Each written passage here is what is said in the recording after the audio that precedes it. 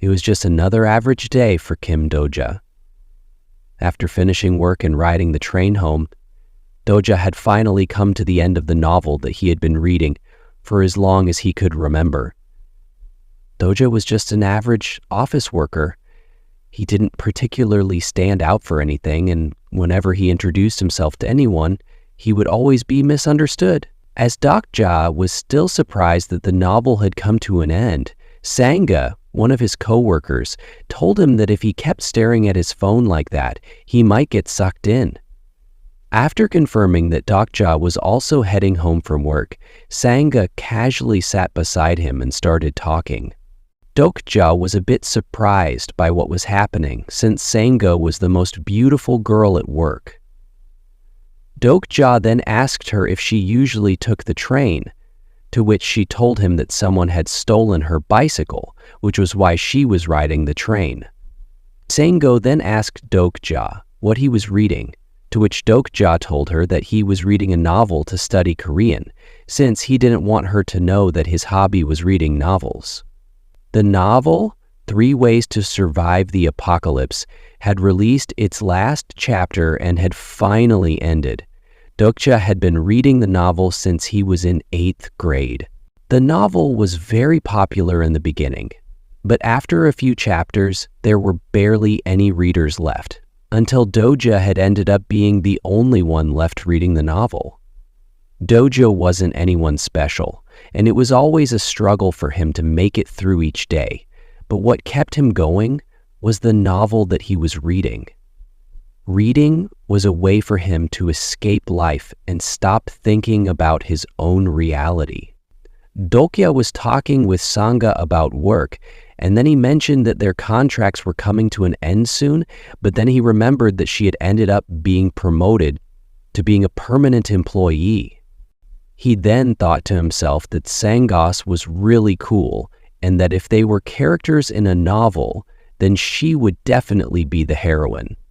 Dokja then stopped for a while and started to think about how it would be if his life was a different genre. He wondered if he could actually be the protagonist if the genre had changed to fantasy.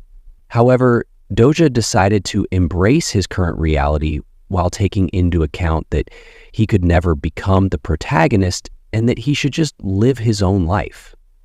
Dokja then suddenly received a message from the author of the novel, thanking him for reading the novel until the end. He was then told that the novel had won a contest because of him and that he would receive a thank you gift. He then received a notification that the novel would now become paid content at 7 p.m. After seeing this, Dokja tried to go ahead and save the novel so he could read it again, but he could no longer find the novel. In that moment, the lights in the train suddenly went out, and the train started shaking violently. Everyone inside thought that it was a terrorist attack. Whether it was by mere chance or something that was bothering him, Dokja checked the time, and it was now 7 p.m., which meant the novel had now become paid content. A monster then suddenly appeared out of nowhere in front of everyone, stating that the free service of the planetary system had come to an end, and that it was now time for the main scenario to start. It was at that moment that the genre of Dokja's life had changed. To Dokja's surprise, it was a dokebi that had appeared before everyone. After seeing everything that was happening before him, a sentence popped into his mind from the novel that he was reading. Dokja thought that there was no way what was happening was reality. He just couldn't believe it. Everyone was taken by surprise by the monster that had appeared. Some were intrigued by what was happening, while others were filled with nervousness and fear as to what was going to happen next. The only one who had an understanding of what was happening was none other than Dokja, since the scenario that was playing out before him was all too familiar. The creature that had appeared before them was the same dokebi that had appeared in the first paragraph of 3 Ways to Survive the Apocalypse, and now that very same creature was before him. Sangha thought that the creature was speaking Spanish, and wondered if she should try and speak with it. The creature then suddenly started to speak in a language that they could now understand. A passenger then walked up to the creature and asked what it was doing, since he had an audition to go to. The Dokja thought that he should have done more research, since he was told that he would have the most customers if he started at that time. It then turned to everyone and tried getting their attention. Dokja knew exactly what was going to happen and thought that he had to stop everyone so they didn't agitate the creature. He then told Sangha not to move as he thought of what to do. The creature then got angry since no one was listening to what he said and ended up killing one of the passengers, which put everyone in a state of panic.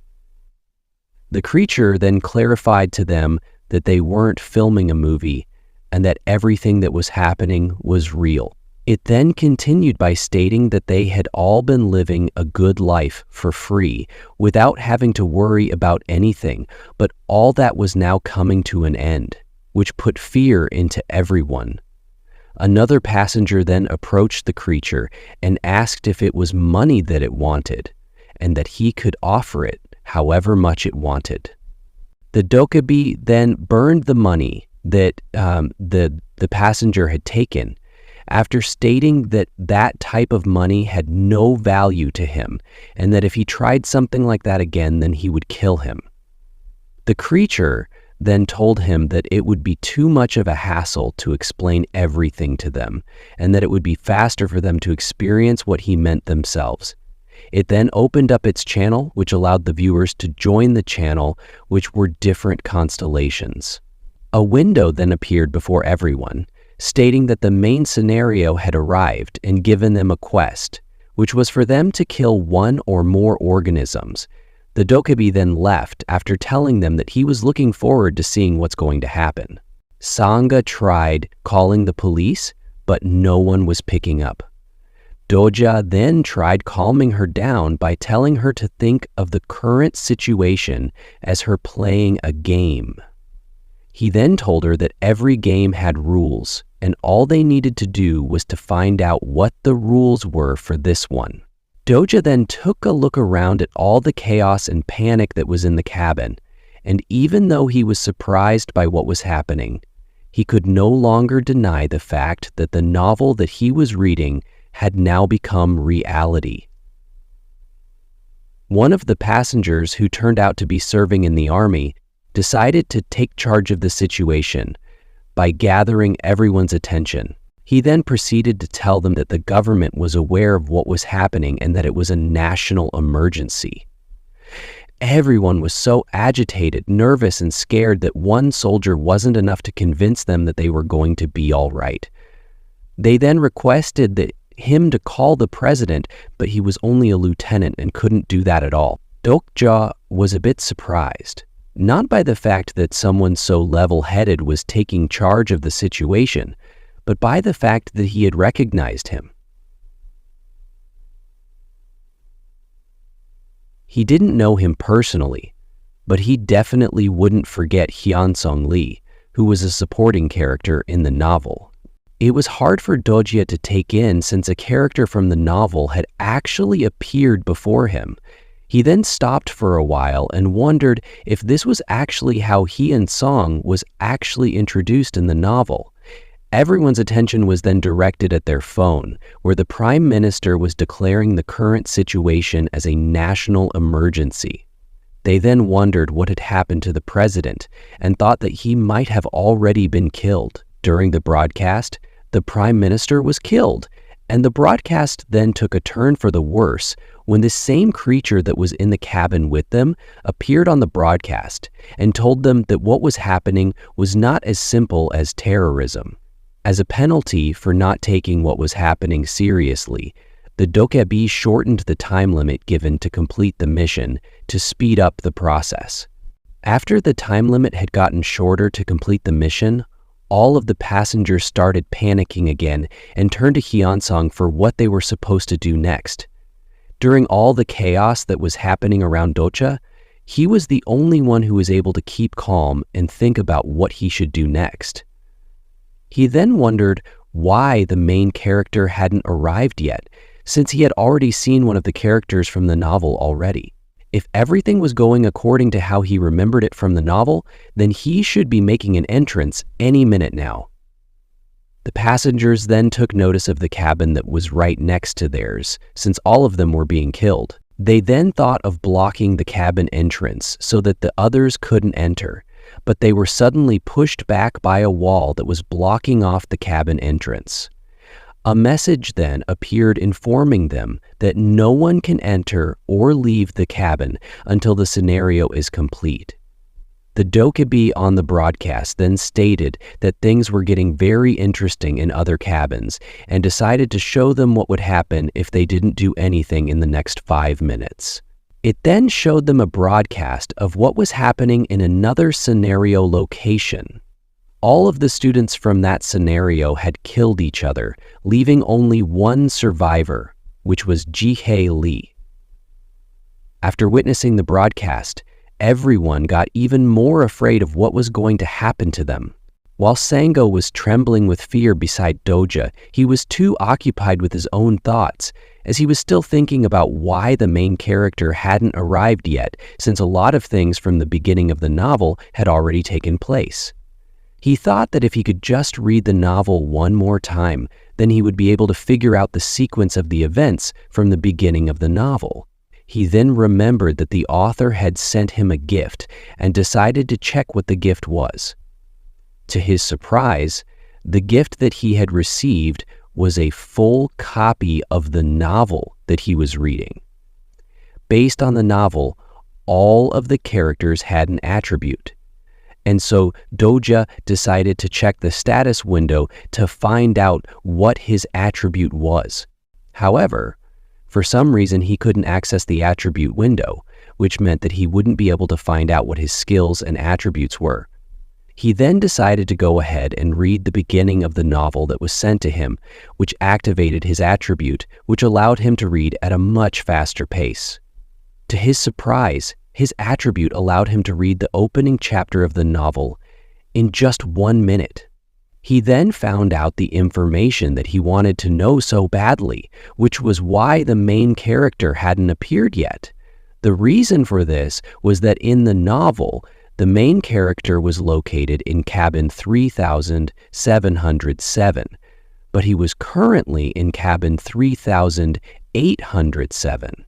Dokja was then able to figure out why the events that were taking place around him were different from how he remembered it, and that was because he was in a different cabin from where the main character was. Dokja then wondered what happened to the cabin that he was in, which he then remembered from the novel that only 2 people had survived. Sanga then asked Dokja if they were supposed to stop what was going on in front of them, which was that someone had already started taking the scenario seriously by attacking another passenger. While looking at what was going on, Dokja thought that except for the 2 people mentioned in the novel, everyone else was going to die, including him and Sanga. Mr. Han, the man who had offered to give the Dokja money before, tried to stop the student from attacking the other passenger, and asked him if he wasn't taught to respect his elders. The student then asked him if he wanted to die too, which confused Mr. Han. The student then pointed towards the other scenarios being displayed on the system window.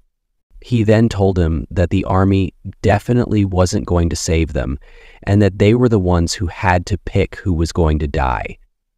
He also continued by telling him that if it was any other situation, then he would have agreed that there was a better solution than killing people. But in their current situation, it was either kill or be killed. Namwoon Kim, he was one of the earliest adopters to accept the new world of 3 ways to survive the apocalypse. It was he who had destroyed everyone's sense of morality, which was keeping them from killing anyone. While witnessing everything that was taking place, Dokja just stood there and watched what was going on like he was in a different world from them. The first victim was an elderly woman, but Dokja thought to himself, if it was really okay for him to just stand there and watch the woman die, just so that he could live. While Dokja was hesitating, Sangha was the first to move, but Dokja told her not to do anything, and that if she went over to try and help, they would end up killing her as well. Dokja knew that Sangha was amazing, but he knew for a fact that she couldn't change the course of the story, since in this world, she wasn't the heroine. Dokja then told Sangha to stay where she was and not do anything reckless. The reason why Dokja didn't interfere earlier wasn't because he was afraid of Namwoon Kim or because he had agreed with what was happening. It was all because he was waiting for the right time, which was none other than now. Dokja then dashed forward to where Namwoon Kim was and pushed him away. Dokja didn't just push him away to save the old woman, but he was aiming for something else as well, which was the container that had a lot of insects inside of it that he had seen a boy on the train holding previously. Dokja then approached the boy and took the container from him after giving him one of the insects that were inside of it. He then told everyone to stop what they were doing and told them that killing the old lady doesn't mean that they would live for sure. He then told them that if they killed the old lady, then for sure they would be able to buy some time, but what were they going to do after that? He then told them that they all had to kill one person each and asked them who they were going to kill next. Namwoon Kim then told him that it was obvious they would kill losers like him and that there was no need for him to rush ahead. He then asked them why they would gamble with their life when there was a way for them to survive without becoming a murderer. He then told them that the scenario told them that they had to kill one or more living organisms, and not humans specifically. Everyone then came to the realization that all they had to do was kill the insects that Dokja had with him. The madness that was directed at the old lady previously was now directed at him, as everyone was rushing towards him. Dokja then wondered why he was smiling in such a dangerous situation, and wondered if he was always like that. Dokja then killed one of the insects and then tossed the container with the rest of them, which everyone then scattered trying to find one. Namwoon Kim then got up and asked him why he threw the container instead of just giving it to them. Dokja then told him that there were only 3 insects left in the container, which was why he threw it since not all of them could survive. After hearing what Dokja had told him, Namwoon started laughing and then said that he didn't believe that was why he threw the container. He then told him to be honest and say that what he really wanted was to see them fight for their lives. Dokja already knew what kind of person Namwoon was, even though he had never met him before.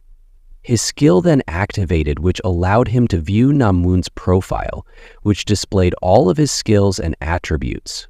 Based on what Dokja had read from the novel, Namwoon was an edgelord who enjoyed being in situations like the current one, almost like he had been waiting for the apocalypse. Namwoon then asked Dokja to team up with him.